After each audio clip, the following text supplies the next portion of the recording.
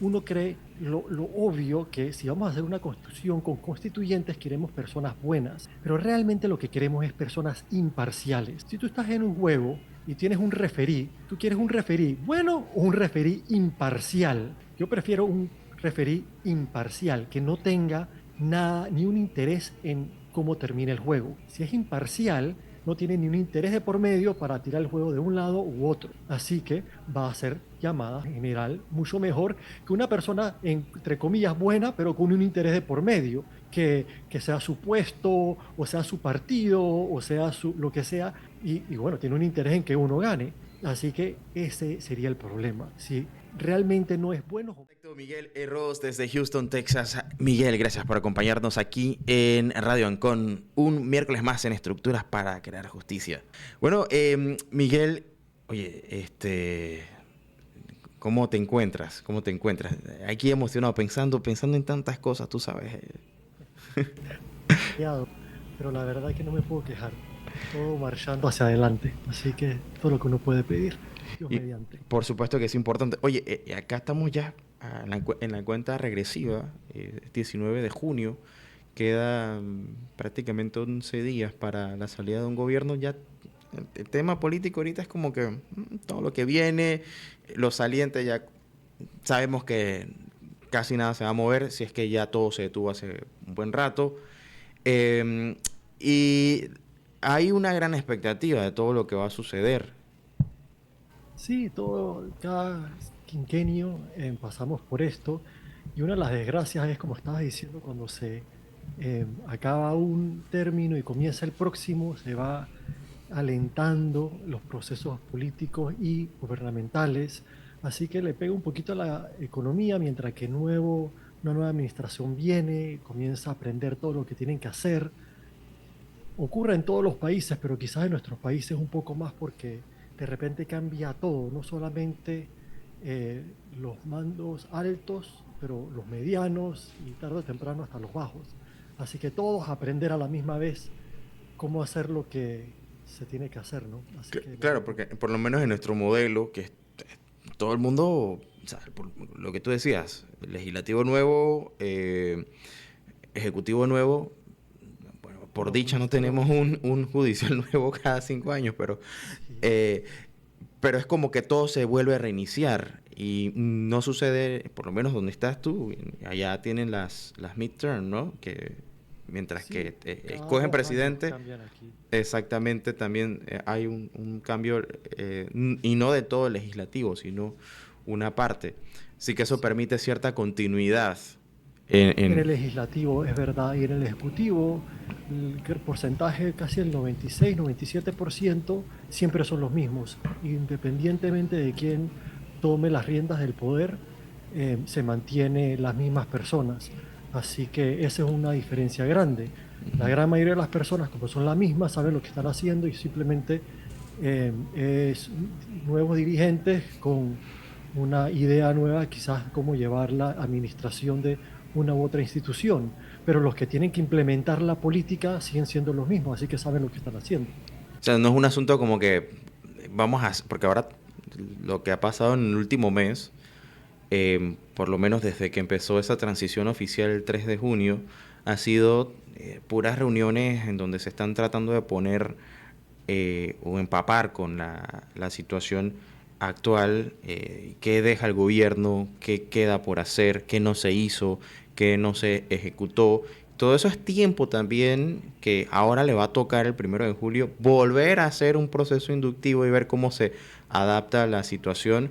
Y creo que, en lo personal, a lo mejor me equivoco, pienso que es muy poco tiempo. Bueno, depende del sistema, quizás para nuestro sistema, porque no solamente están cambiando las políticas, pero también van a estar cambiando todo el personal. Así que realmente una forma de verlo es que es muy poco tiempo, el otro es quizás que están cambiando demasiadas personas en nuestro sistema y crea grandes problemas, donde funciona mejor en general lo que es que la parte de la burocracia, lo que uno le dice, pues se mantiene y como están ahí por méritos, todos son, o la gran mayoría son muy profesionales Ujú. y no tienen estos problemas. A la misma vez, no es que no ocurra, siempre hay un cuando como que todas las andanzas del gobierno bajan la velocidad y toma un par de meses coger velocidad, pero en los Estados Unidos es de noviembre a enero, al principio de enero, así que es bien poquito tiempo también, es 2 meses y medio más o menos, así que no es mucho tiempo. Eh, y al igual no es que hay gran problema, no es que uno lo nota tanto. Las transacciones del día al día con el gobierno no tienen ningún impacto. Son ya las decisiones más grandes de políticas importantes. ¿Vamos a dejar o no entrar a tanta gente a través del borde con México, por ejemplo? Cosas así quizás son más impactadas. Pero si quieres un pasaporte, si quieres un permiso para construir algo, para abrir un negocio nuevo, no te dirás cuenta que hay un cambio. Claro, que son ya temas de políticas un poco más agresivas, que son esas que te dicen en campaña que van a hacer, que no necesariamente afectan, como tú dices, la administración pública, por lo menos no de forma directa, porque no son políticas drásticas o sea, se dejan de percibir hasta que no entra Exactamente. el próximo gobierno. Así que bueno, esto es interesante. Y bueno, esto lo vemos y lo abordamos, Miguel, porque son formas de poder salir un poco de esa burbuja en la que nos encontramos. Y me gusta recalcar esto con la audiencia.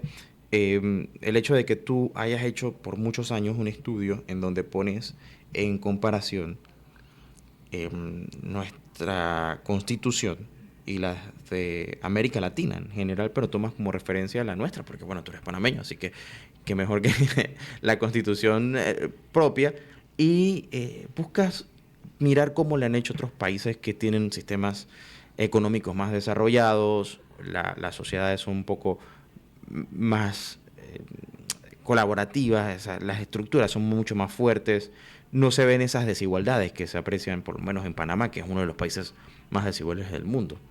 Y no solamente económicamente, pero también la desigualdad en justicia Ujú. es increíble, en acceso a lo que el gobierno debería proveer también en Panamá es una desigualdad increíble.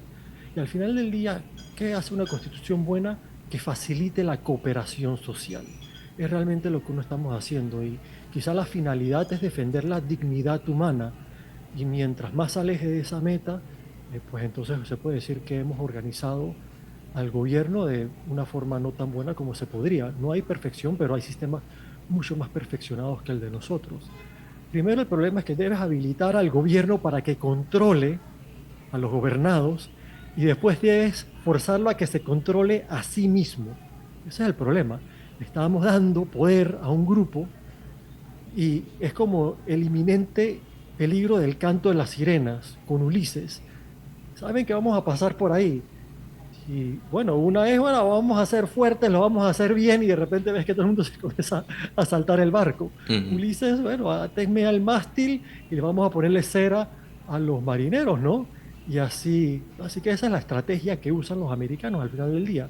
Hoy en día, si hoy fuéramos a hacer una nueva constitución, no hay todavía conflicto de intereses, pongamos, pero mañana tenemos que hacer una constitución hoy para que mañana, cuando sí tengamos un interés, porque estamos en la política, somos el presidente, somos un fiscal, un abogado, un diputado, lo que sea dentro de la estructura ejecutiva, con las tentaciones no queramos saltar del barco. ¿Cómo se hace eso?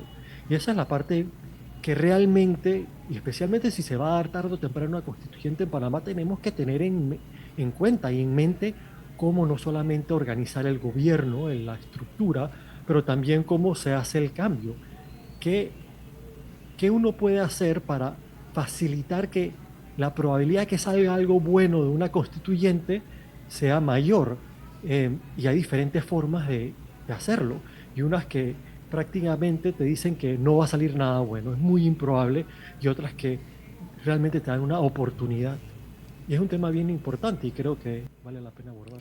Por supuesto que sí. Y aquí, fuera de la discusión de si se tiene que hacer o no una constituyente, creo que más bien lo que se intenta hacer es eh, conocer las razones de por qué y en caso tal, qué. Que es lo que muy poco se aborda, porque yo he escuchado desde hace varios años que necesitamos una constituyente, que necesitamos una constitución nueva, que no Pero ¿qué puede- vamos a cambiar Sí, exactamente? pero no escucho a las personas diciendo vamos a cambiar esto y esto y por qué. O sea, entender el por qué tenemos que cambiarla. Y esas son las cuestiones que deberían conocerse antes incluso de abordar el tema si eh, lo hacemos o no. La semana pasada quedamos y Ujú. no tuve oportunidad de terminar de explicar mi punto de que cuando vamos a, y esto aplica a todo, no solamente al Claro, cambio constitucional, pero también cómo uno organiza la constitución y el gobierno futuro. Uno cree lo obvio que si vamos a hacer una constitución con constituyentes queremos personas buenas, pero realmente lo que queremos es personas imparciales. Si tú estás en un juego y tienes un referí, tú quieres un referí bueno o un referí imparcial.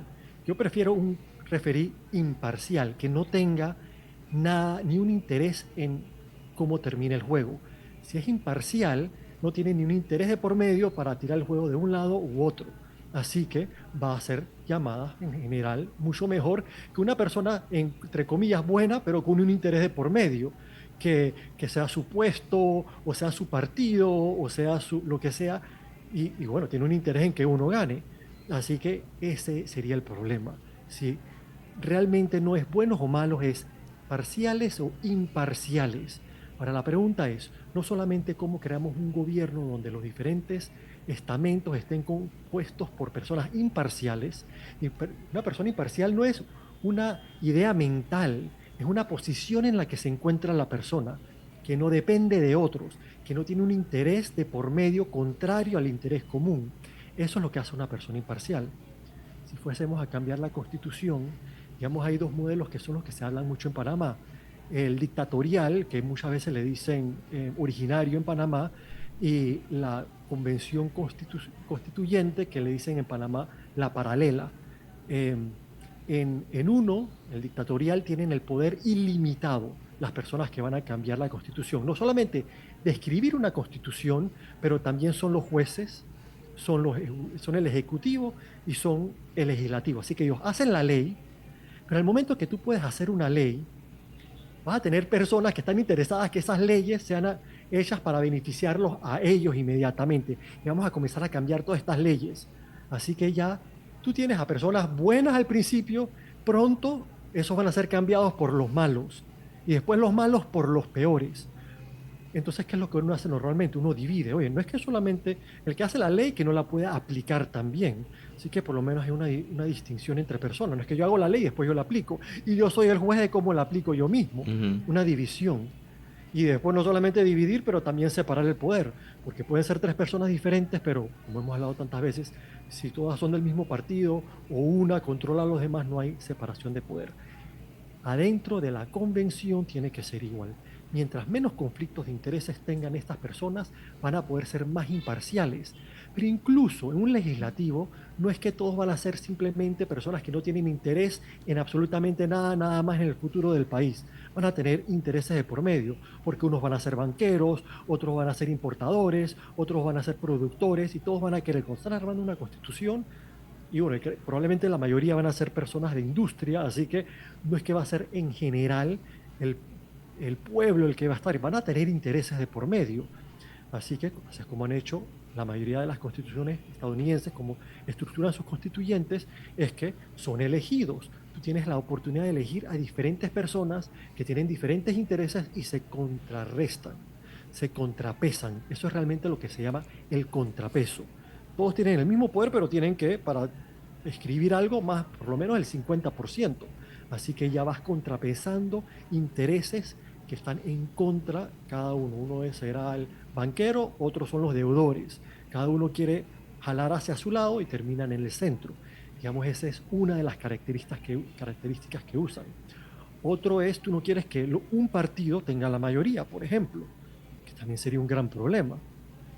O ni siquiera que los partidos tengan a, todos sean personas de partidos políticos. Y hay maneras de hacer esto. Digamos, en Florida, cuando hay una constituyente, lo que hacen es, te dividen, digamos, sean 60 constituyentes, se dividen en 20 escaños donde se eligen. De 20 se eligen a 60. Bien interesante esto. Así que agarran los partidos políticos, solamente pueden postular a una persona por cada escaño. Y para los partidos se ponen a 40 de los 60 van a ser de partidos. Y los dos más votados son los que salen electos. Así que como cada partido puede poner uno por escaño, lo máximo que un partido puede sacar son 20 y todos los partidos en conjunto 40. Y también se permite independientes en esa corrida. Así que podrían ser hasta menos de 40. Ni un partido va a poder tener más de un tercio. Y los 20 restantes solamente para personas que nunca han estado en un partido político. Así creas, no solo, creas diferentes intereses metidos en esta corporación, que sería la constituyente, que pueden entonces jalar hacia diferentes ángulos. Y no tienen poder excepto que escribir una propuesta que va entonces al pueblo.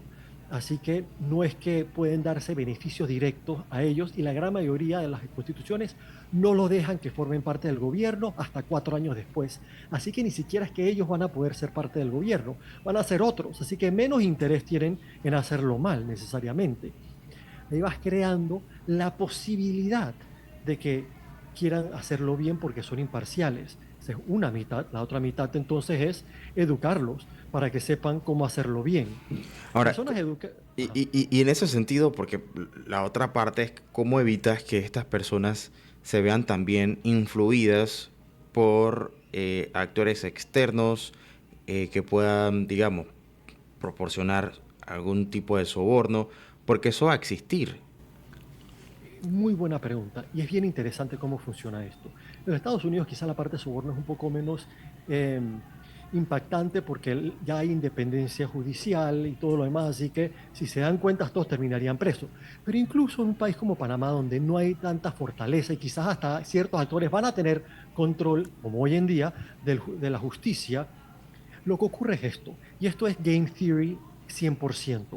Tú cuando inviertes tus recursos en un bien común o en un beneficio común, em, donde todos van a sacar beneficio igual, tú prefieres que otro pague por ese beneficio igual. Y aquí voy con esto. Una calle, por ejemplo. Si 1.000 personas van a apoyar para hacer una calle o un pueblo, bueno, una persona más, una persona menos no hace diferencia. Si fuera libre, que tú apoyas o no apoyas para crear esta nueva calle hacia el pueblo. Vamos a ponerle asfalto, por ejemplo. Nadie va a estar diciendo, oye, yo voy a poner dinero porque si no pongo dinero no puedo usar la calle. Es como que si lo pongo no lo pongo. Una vez que lo hacen, yo voy a poder usar la calle porque es un bien común. Ujú. Así que no tengo incentivo en poner dinero porque prefiero que otros lo hagan, yo igual voy a poder usar ese recurso. Igual ocurre con algo como una constituyente cuando no pueden sacar beneficios directos. Si es una calle que solamente las personas que ponen dinero pueden usarla, entonces las personas sí tienen un motivo en poner dinero porque quieren usarla. Una constituyente, no originaria, sino la paralela, que no tienen el poder, estos legisladores o estos constituyentes, de dar beneficio alguno, excepto hacer una constitución que todo el mundo va a usar por igual. Ninguna persona interesada en hacer una constitución mala tiene un interés en ser la persona que pone el dinero y los recursos necesarios para hacer una constitución mal. Prefiere que sea otro político el que ponga los recursos y el dinero y el tiempo para que haga la constitución mal, porque no pueden sacar un beneficio directo de hacerlo mal, es un bien común. Si se va a hacer mal, se va a hacer mal para que todos los malos o todos los políticos puedan seguir sacando beneficios y impunidad y todo lo demás. Sí, todos lo quieren, pero todos prefieren que otro pague los costos necesarios para hacer mal la constitución. En pocas palabras, simplificarlo, estamos en una situación de igualdad, los que lo queremos hacer bien y los que lo quisieran mantener el sistema existente, todos tienen sus intereses, pero todos están en igualdad de que es un beneficio común. Así que si yo invierto en el beneficio común, no puedo esperar beneficios directos. Así que hay poco interés en corromper a esas personas con mi dinero Ujú. porque no es un beneficio directo a mí, sino común y prefiero que otro lo haga y nadie lo hace al final. Ahora, Así y en que este momento todavía no hemos hablado siquiera de la discusión de la propuesta del cambio, o sea, qué habría que cambiar o qué habría que colocar en esa nueva constitución, pero ya me surgen algunas preguntas entre estas, y bueno, basado también en lo que mencionabas, bueno, al final, este constituyente es vinculante únicamente para esa labor, o sea, que el que invierte, Una paralela. sí, el que diría, no invierte, pero el que se atrevería a decir voy a poner plata para ver que pongan mi artículo, necesita certeza de que eso lo va a beneficiar, aparte de que eso tiene que pasar por un proceso de referéndum. Pero entonces, Bueno, pero es que sí lo va a beneficiar. El problema no es que lo vaya o no lo vaya a ujú, beneficiar, es que los costos son bien altos para que pongan un artículo que beneficie, digamos, a los importadores, por ejemplo. claro. Es muy costoso. Así que no es que un importador va a tener los recursos necesarios para comprar a 30 de los legisladores o 30 de los constitucionales de 60 Sí, porque vas a necesarios necesitar que para. todos se pongan de acuerdo para poder aprobarlo. Exactamente, así que necesitas recursos increíbles, necesitas un grupo bien grande de personas dispuestas, así que ya, hoy está bien, vamos a hacerlo, vamos, y todos los importadores sí, vamos, pongan dinero, pero todo el mundo, pues tú pones el dinero, yo no voy a poner mi dinero, Claro, al porque igual nadie, una vez que pongan esto, nadie va a me va querer a perder. beneficiar igual, Ajá. así que yo para qué voy a poner mi dinero, mejor ponlo tú, y al final nadie pone el dinero, igual los que lo queremos hacer bien, uno podría decir, vamos a invertir dinero para asegurar que por lo menos 30 personas que piensan como nosotros sean electos. Necesitas bastantes recursos, no solamente dinero, pero gente pateando calle y todo lo demás. Vamos a tener el mismo problema. Y esto es lo que en general pasa. Oye, fue algo increíble que 20 independientes se eligieron, pero al igual créeme que no es que son ángeles, hay intereses de por medio ahí también. Personas invirtiendo para ver si sacan algo ahí, directo, un beneficio a su familia. En este sentido ya no va a haber, no van a tener la habilidad estos constituyentes de hacer leyes directas o de hey, pon a alguien, pon a mi gente en un ministerio y yo te hago el favor después. Eso no hay esas trequeleques que se pueden hacer. Ujú. No hay nada que intercambiar de ese modo. Así que todos vamos a estar en igualdad de condiciones en ese instante. Ahora, el punto es entonces tú cómo haces, pero estamos creando personas independientes. No independientes, un referí imparcial o lo más imparcial posible es nuestra meta. Después que ya tenemos estas personas algo imparciales, nunca van a ser perfectamente imparciales, entonces es bueno, ¿cómo le convencemos de que este modelo es mejor que el existente? Eso entonces ya es una labor por separada, de educación, de movilizar al pueblo, de eh, hacer que las personas se entusiasmen. Y bueno, y sí, va a tomar esfuerzo. Esa es una cosa. Y otro tema que te quería tocar, que me parece muy importante, porque hemos hablado sobre la originaria, que es el sistema dictatorial, y la paralela, que es la convención constitucional, que es lo que normalmente las personas piensan cuando piensan sobre una constitución, una constituyente, simplemente una convención de personas que están ahí solamente para diseñar una nueva constitución y después va el voto popular, sí o no, que es totalmente diferente a la originaria, que son personas que es como un golpe, se deshacen del gobierno y ellos son el gobierno. Es una junta y ellos son juez, son parte, son legisladores, son ejecutores, son todos en un grupo. Ahora, en Panamá hablan mucho de que se puede hacer por el artículo 2 de nuestra Constitución, que reza, el poder público solo emana del pueblo, no ejerce el Estado conforme a esta Constitución lo establece, por medio del órgano legislativo, ejecutivo y judicial, los cuales actúan limitada y separadamente, pero en armónica colaboración. Este artículo es una copia del artículo de North Carolina de 1776. Es una copia, y el de Carolina, es una copia del de Virginia. El de Carolina del Norte reza, todo poder público reside en el pueblo y solo emana de él. Prácticamente lo mismo. Los poderes legislativo, ejecutivo y judicial del gobierno deben estar por siempre separados y ser distintos entre sí. Ahora, lo interesante es que el primer, eh, la primera vez que fue a juicio la supremacía de la Constitución sobre los quereres del legislativo, del ejecutivo y del pueblo fue este artículo. Normalmente hablan mucho de Marbury contra Madison. Ese fue el federal, que fue mucho después. Este se dio en 1787, antes que la Constitución Federal fuera adoptada, imagínense. Y fue a juicio, porque los legisladores querían hacerlo irrelevante de lo que la Constitución decía. Los legisladores decían, nosotros fuimos elegidos por el pueblo, podemos hacer lo que nosotros querramos, no importa qué dice la Constitución. Y este artículo fue a juicio. El punto es, si tú tienes una Constitución, es la voz del pueblo puesto en escrito. ¿Qué es la Constitución? Es la voz del pueblo. Si tú quieres romper la Constitución, estás rompiendo el poder público, solo emana del pueblo. Estás rompiendo lo que el pueblo quiere.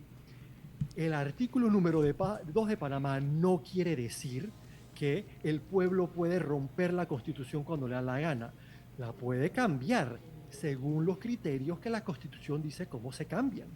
Porque si no fuera así, en cualquier minuto una mayoría o una minoría poderosa podría quitarle los derechos a la gran mayoría. El punto de la Constitución es que ni un grupo le pueda quitar los derechos a los demás. Y por eso hacen que sea tan difícil Sí. cambiar la Constitución, porque si no, no tuviéramos Constitución. Y tenemos que dejarlo hasta aquí, Miguel, porque se nos fue el tiempo nuevamente, pero siempre dejamos el espacio abierto para seguir abordando esta conversación en la próxima semana, que no deja de ser interesante y muy profunda, por eso que la abordamos semana a semana para ampliar en estos aspectos que son fundamentales para entender el por qué. Al final, el resultado es lo que vale. Y tú lo decías, y me quedo con eso, por lo menos esta semana, debe servir para la dignidad del ser humano. Y es algo que, irónicamente, muy poco lo escuchamos cuando se aborda el tema constitucional. Así que, bueno, de momento, un fuerte abrazo hasta Houston y si te parece, la próxima semana seguimos. Definitivamente. Muchas gracias y saludos a todos en mi bello Panamá. Claro, y 5 de la tarde seguimos con más de nuestras tardes relax aquí por Radio Ancon 92.1 FM para Panamá, Bocas del Toro y Chiriquí 92.3 FM en provincias centrales, 102.7 en Colón, 100.3 en Darién, en cualquier parte del territorio nacional a través de radioancon.com. Transmitimos desde aquí, desde la calle 50 para todas las partes en donde usted nos sintoniza en este momento. Oiga, hoy miércoles nos acompañan nuestros amigos de la Academia Panameña de la Lengua, que son nuestros vecinos también, están a una cuadra solamente de acá, así que tienen que desplazarse lejos para llegar, no están aquí cerca. Y hoy nos acompaña el gran amigo y poeta laureado, pero demasiado galardonado, y para mí es un honor siempre que lo puedo presentar, Javier Alvarado, que recientemente también recibió un nuevo galardón. Javier, gracias por acompañarnos. Gracias, Miguel, por la invitación. Bueno, hoy, bueno, vienes de parte de la Academia Panameña de la Lengua. Dentro de poco vamos a hablar de esta obra que está presentando. ¿Ya la presentó o la va a presentar? Se presenta esta noche. Bueno, esta noche se va a presentar una obra del doctor Darío Herrera, sumamente interesante, lo vamos a ver dentro de poco, pero quiero aprovechar que estás acá con nosotros para que nos hables un poco acerca de este último premio que acabas de obtener. Sí, mira, se acaba de fallar el Premio Internacional de Poesía de Fuente Vaqueros y bueno, lo obtuve con un libro que se llama Cuaderno Inglés de Poesía Feminista. Okay. Puede llamar la atención el hecho de, bueno, un hombre escribiendo sobre poesía feminista, pero en este libro trato de encarnarme en la piel de escritoras, poetas, narradoras que son de la lengua inglesa, o sea, diferentes nacionalidades, pero lo que las une es la lengua inglesa. Entonces, claro, fue investigar sus biografías, leer sus obras, sus libros, ver películas para conocer más de sus biografías. Y bueno, el libro tiene como 5 años de trabajo. Entonces, bueno, para mí fue una sorpresa que se escogiera el libro de entre 500 poemarios de más de 26 países. Entonces, bueno, esa es la noticia, y lo bonito también es que tiene el significado de que Fuente Vaqueros es la cuna de ese gran poeta que es Federico García Lorca. Y bueno, ya me han comentado que el premio, bueno, se dará el otro año en la presentación del libro. Y bueno, todo esto está unado con la figura de Federico, los lugares donde escribió, donde vivió, donde se dio su obra. Así que para mí es algo mágico, pues, estar de alguna manera ligado, pues, a la obra de este gran español que es universal. Claro, y ahora lo interesante de esta propuesta tuya es que te encarnas en otra persona y no solamente en una, en varias. Y no solamente en tu idioma materno, sino que estamos hablando de que adoptas un idioma extranjero. ¿Cómo nace esa idea? Bueno, eh, no es que el libro esté escrito en Sí, inglés, claro, pero digo, pero te enfocas en las personas de habla inglesa, ¿no? claro, Ujú. los contextos, digamos también el ambiente, la época, todo eso tuvo que haber una investigación Mm, rigurosa sobre eso, ¿no? Y digamos las motivaciones y los obstáculos que tuvieron estas mujeres dentro de la literatura, porque muchas de ellas, algunas fueron bloqueadas, algunas tuvieron que inclusive escribir con nombres masculinos para poder vender los libros claro. o esconderse. Y bueno, algunas también expresaron libremente lo que eran, ¿no? Entonces, fue fascinante, la verdad. Entonces, un recorrido de escritoras desde el siglo XIX hasta la fecha. ¿Y cómo haces con ese sentido? Porque la sintaxis, bueno, la gramática de otros idiomas no es exactamente la misma que se aplica en español. ¿Cómo transformas eso, no? Bueno, mira, eso es algo que se da muy natural porque es como son las migraciones de las palabras, las lenguas migran de una a la otra Ujú. y eso es fascinante, ¿no? Todas las lenguas tienen esa magia y bueno, claro, hay que sumergirse en la lengua original y también, bueno, gracias a Dios a las traducciones porque también hay una labor de los traductores. De hecho, mi libro anterior, que fue premiado en el Ricardo Miró, Paul Celan Cerro Alcena, también es un recorrido por este poeta de la posguerra que también fue traductor. Entonces ahí se ensalza la figura del traductor, poeta traductor. Entonces, claro, tenemos la fortuna de contar con traducciones y acceder a estos mundos maravillosos también. Claro que lo consono sería dominar las lenguas, pero bueno, se domina una que otra, no todas. Exactamente. Entonces, ¿tú te apoyas en traductores para hacer este trabajo? ¿Cómo? Exactamente, de hecho, mira, es que bueno, son como situaciones que se van encadenando. El libro tiene, como te dije, 5 años de trabajo. Y resulta que tuve un viaje al Uruguay y la Argentina el año pasado. Y bueno, en Uruguay no pude comprar tantos libros porque el Uruguay es un país sumamente caro. Pero en la Argentina en ese momento estaba en un periodo económico complicado y ahora, bueno, me han dicho que se ha puesto cara la Argentina. Ujú. Pero en aquel momento sí el dólar rendía. Y de hecho, bueno, tuve la suerte de que eh, amigos me dieron una especie de becas. La beca era escribir allá y también, bueno, Ujú. algún subsidio y yo me iba a las librerías de viejo en Corrientes, que para mí era toda una fascinación recorrer la avenida Corrientes y me iba por horas a buscar libros. Entonces ahí encontré libros antiguos de estas mujeres escritoras, hasta antologías recientes, muy recientes, de, de estas autoras. Entonces inclusive hasta algunas que no había leído. Entonces eso me ayudó, fue como un golpe de suerte.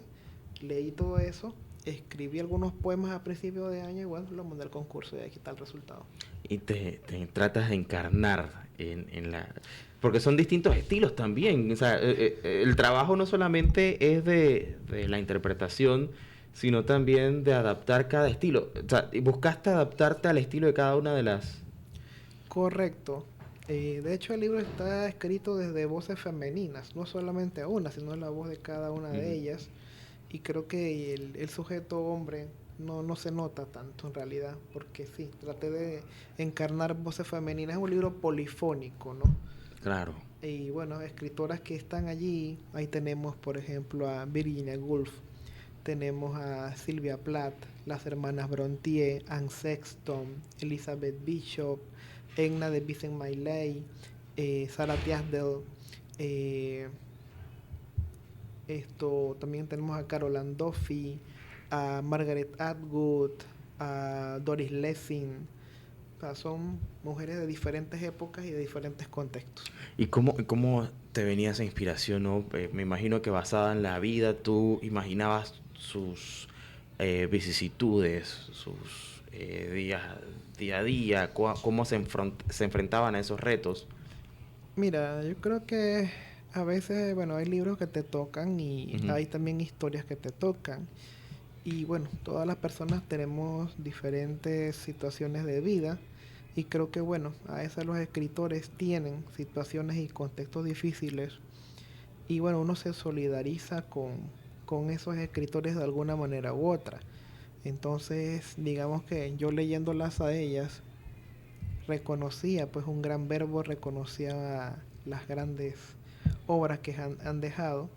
Y fue, bueno, interesante ese ejercicio, ¿no? De que eso ocurre más bien en la prosa. En la prosa Sí, tenemos, bueno, escritores hombres que nos han dado grandes heroínas, como León Tolstoy y Ana Karenina.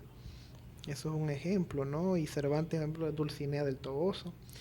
Entonces, esto vemos que sí, ahí eso se ve más en la prosa, pero en la poesía, bueno, ese fue digamos, el ejercicio que hice. ¿y cómo nace la idea de hacer algo así? O sea, de buscar distintas voces y adaptarlas, e incluso, nuevamente, hago el énfasis, porque no solamente voces eh, del entorno cotidiano latinoamericano o hispanoamericano, que es el que conocemos y el que vivimos día a día, sino de otras culturas. Bueno, mira, siento yo que, claro, hay luchas que se han ido ganando poco a poco, hay otras luchas que están allí todavía y hay que seguir luchando. Y bueno, siempre veo que hay una lucha de parte de las mujeres por los espacios, por estar allí y claro, tienen igual equidad. De hecho, ahora que estuvimos en el Centroamérica Cuenta, se le dedicó a Claribel Alegría. Ujú. Y bueno, ahí mencionaban que su esposo la apoyó mucho y creo que esto también hay que resaltarlo. O sea, la labor tiene que ser conjunta, hombres y mujeres. Entonces, hay una frase que por ahí se decía mucho de que detrás de un hombre hay una gran mujer. Y eso yo creo que no debe de ser así, porque es al lado de un gran hombre hay una gran mujer y al lado de una mujer también puede haber un gran hombre. Entonces, creo que es un asunto de equidad. Entonces, nuevamente, reitero pues que hubo ese interés de interesarme por las obras y por las biografías de todas ellas y logra pues este mosaico pues de voces que es un libro polifónico. Claro que también es lo que más resalta en todo esto, esa apertura. ¿Cómo ha sido la crítica internacional o nacional con respecto a esta propuesta? Porque, digo, para la mayoría de nosotros, que somos un tanto neófitos en el tema de la poesía nace del sentimiento, de las vivencias propias, de las situaciones que nos aquejan o que nos rodean. Pero tú fuiste más allá, que como tú lo has dicho, se ve mucho en la prosa, que es súper común, pero no en la poesía. Bueno, mira, de hecho hasta ahora he contado pues con el fallo del jurado, que fue Federico Díaz Granados de Colombia, Ujú. Raquel Lanceros y Omar Martínez de España. Y bueno, en el acta ellos han dicho que les entusiasma, que en el libro notan un entusiasmo y una renovación lingüística. Eso Mm. para mí de verdad que es un halago y también un reto, porque bueno, digamos que podrá haber una expectativa sobre eso, porque una renovación lingüística en cuanto al manejo del lenguaje en sí, ¿no?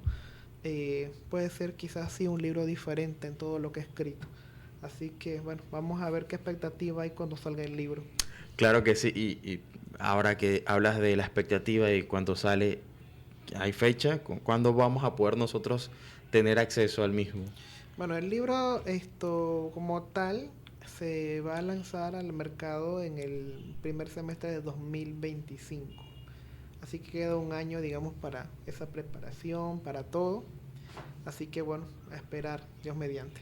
Así, de momento toda esa expectativa suena sumamente interesante la propuesta y sumamente emocionados también porque ya los grandes han reconocido el trabajo que has efectuado, 5 años que no fueron en vano y han sido pues producto del fruto que ahora estás cosechando.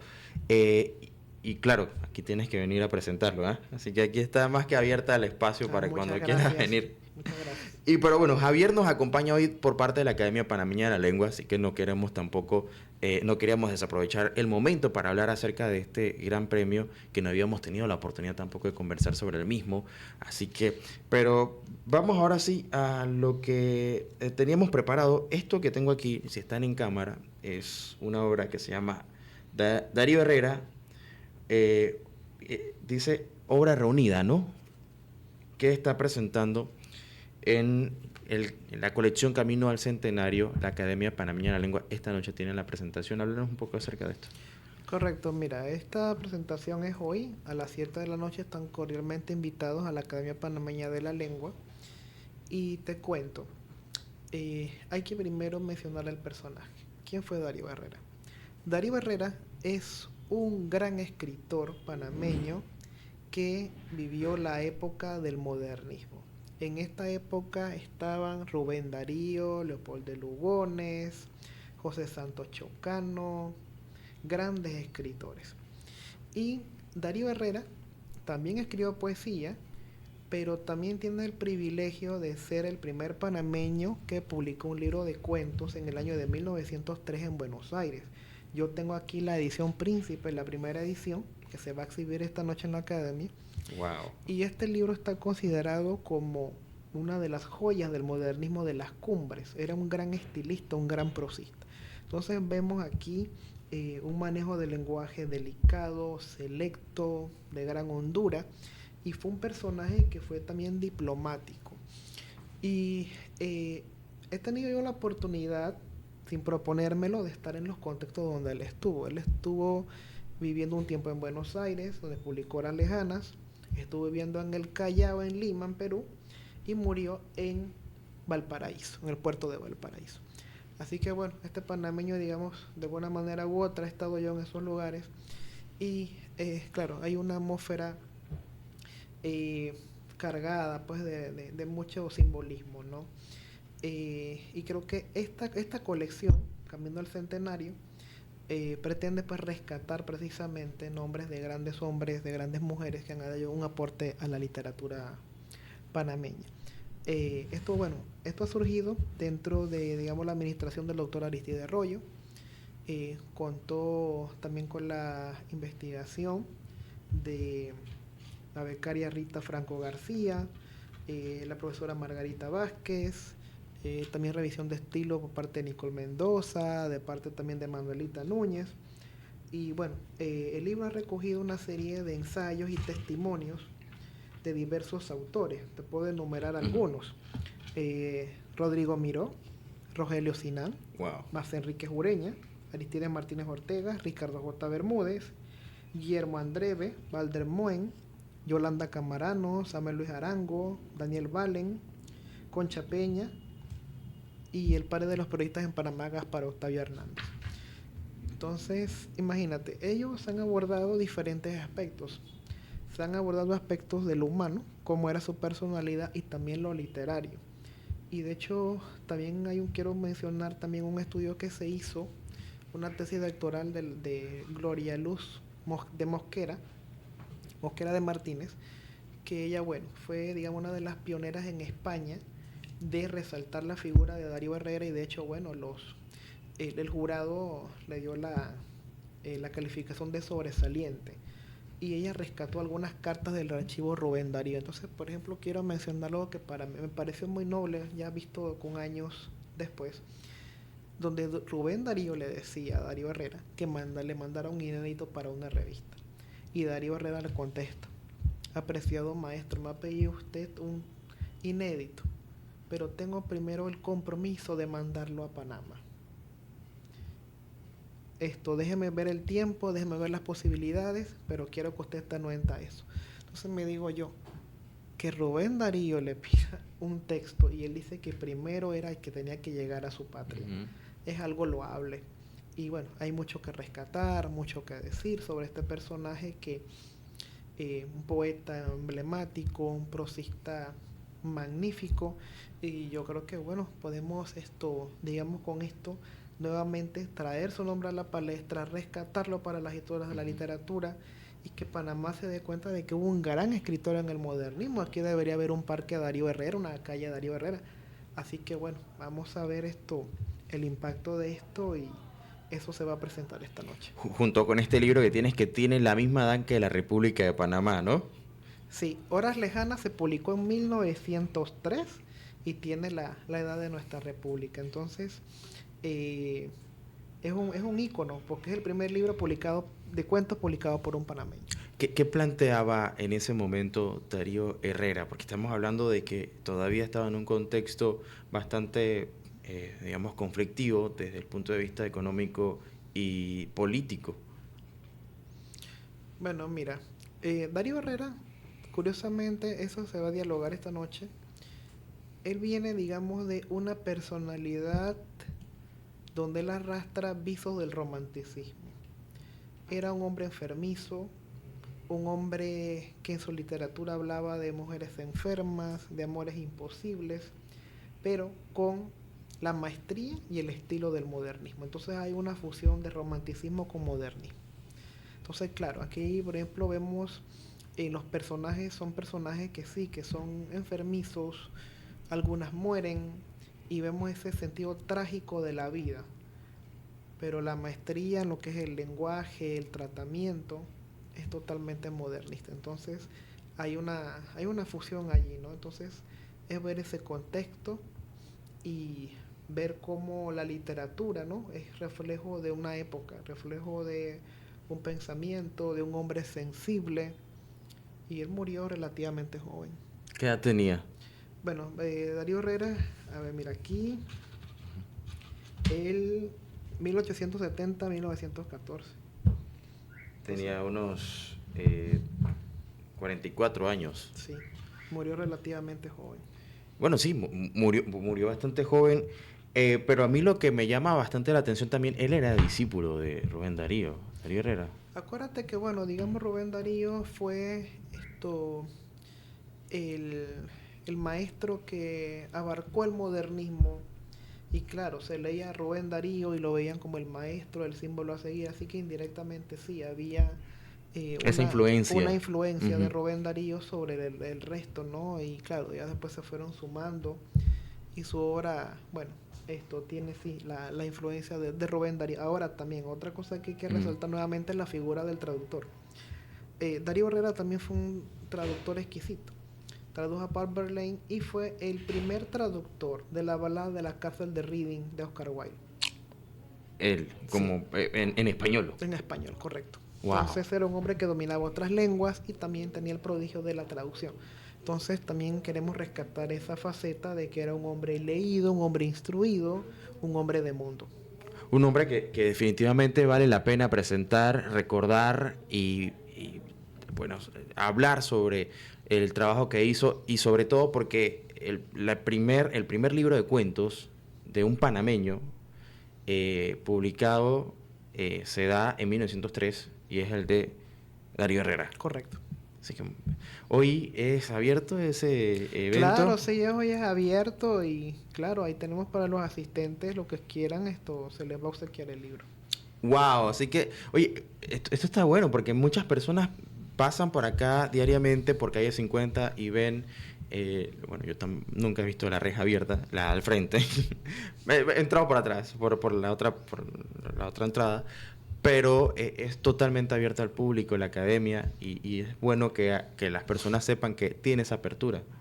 Claro, correcto. La Academia de la Lengua es eh, no lo vean como, digamos, algo monástico, algo cerrado.